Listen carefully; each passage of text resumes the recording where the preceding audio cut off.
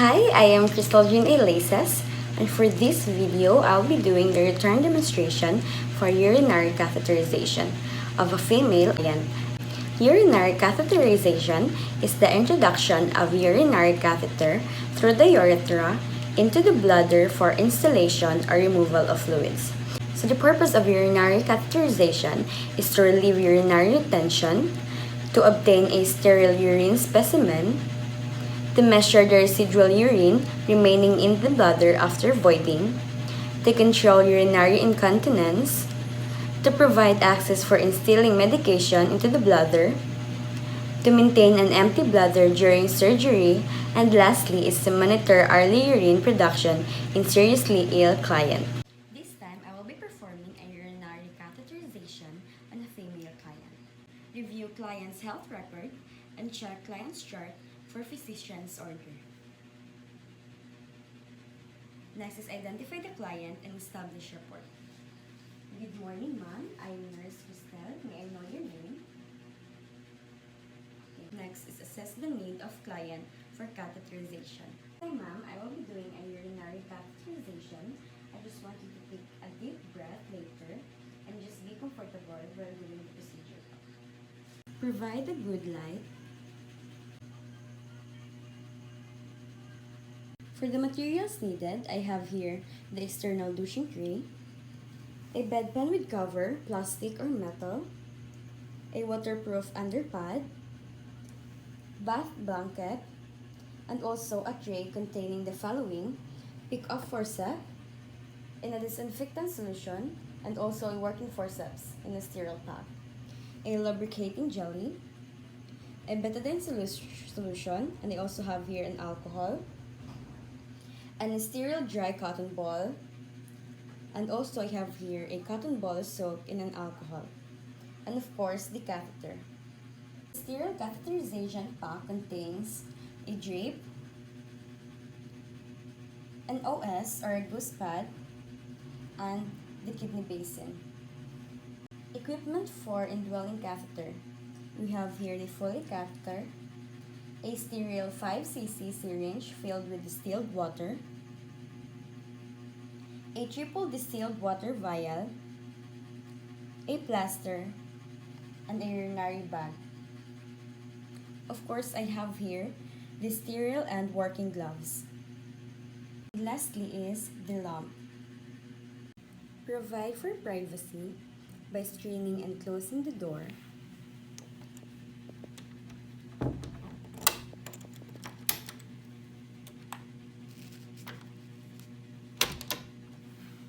Or windows.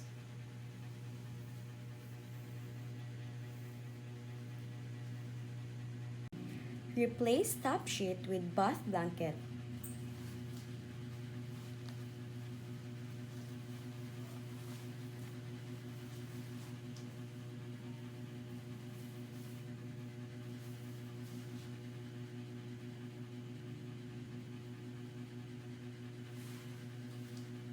Place waterproof underpad under the client.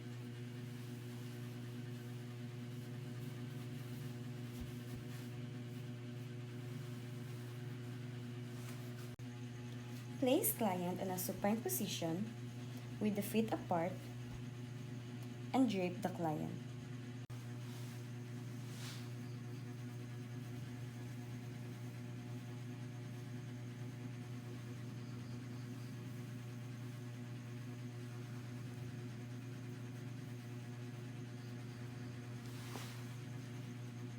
Wash hands.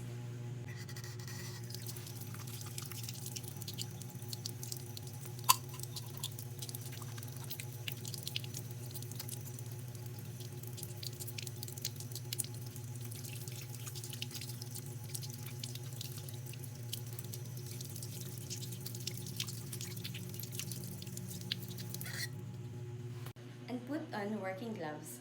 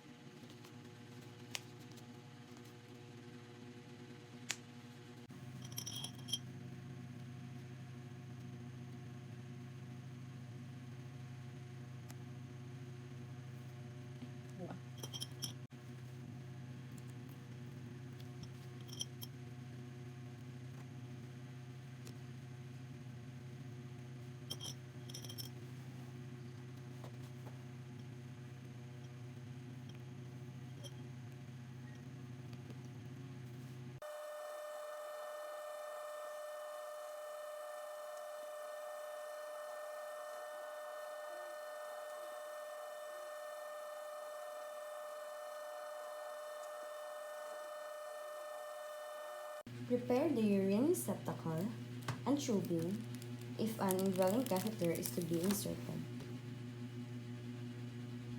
Open the pack and bring it near the perineal area. Serve as a quick technique.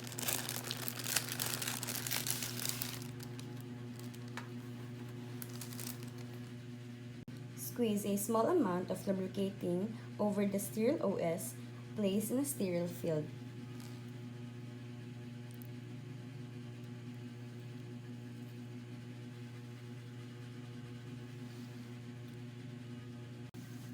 Using a sterile pickup forceps,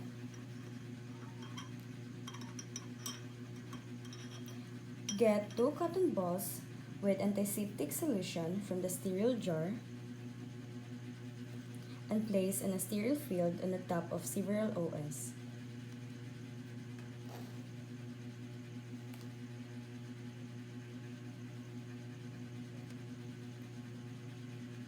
Put sterile gloves.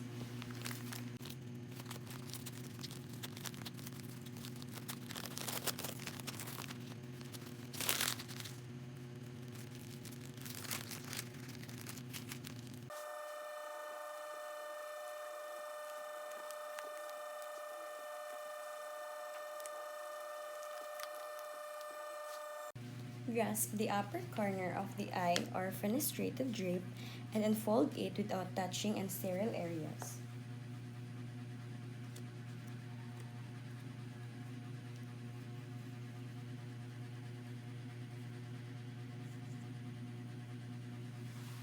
Place eye or fenestrated drape over the vulva area exposing the labia.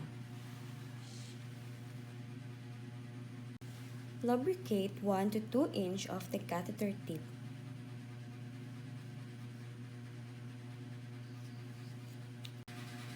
With the thumb and forefinger of your non-dominant hand, spread the labia and identify the urinary meatus. Maintain the hold until the catheter has been inserted. So with the dominant hand, disinfect the meatus twice using cotton balls with betadine.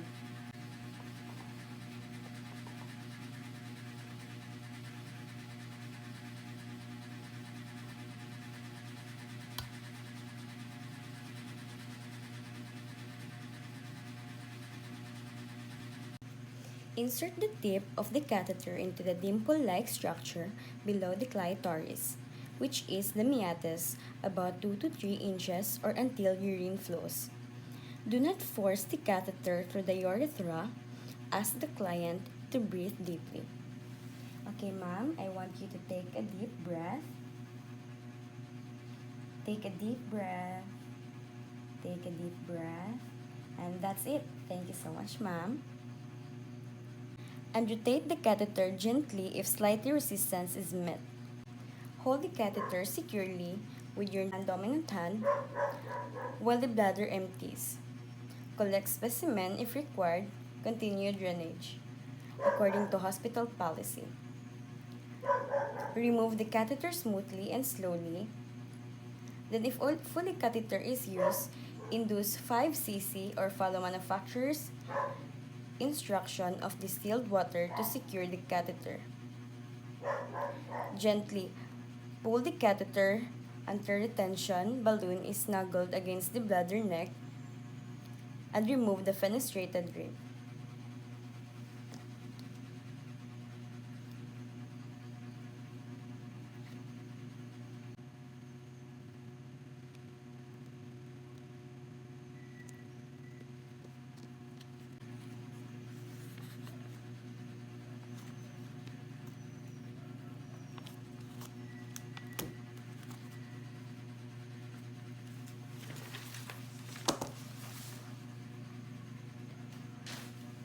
Attach catheter to the urine bag below the level of the bladder, then tape catheter to the type.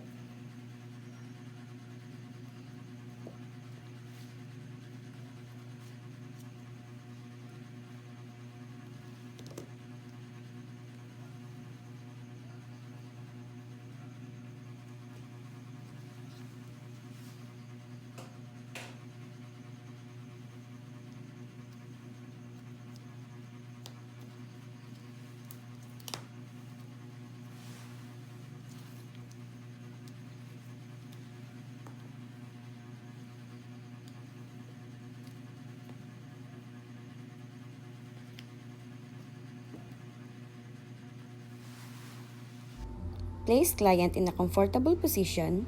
Do aftercare of other equipment use. Remove gloves. Wash hands and make client comfortable.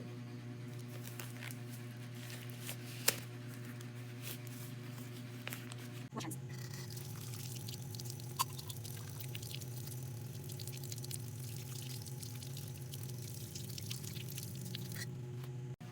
Label the urine specimen and send to the laboratory promptly.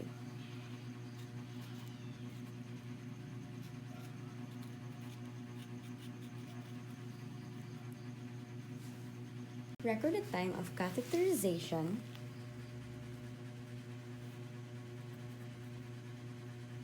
the amount of the urine removed, the client's reaction to the procedure and observation.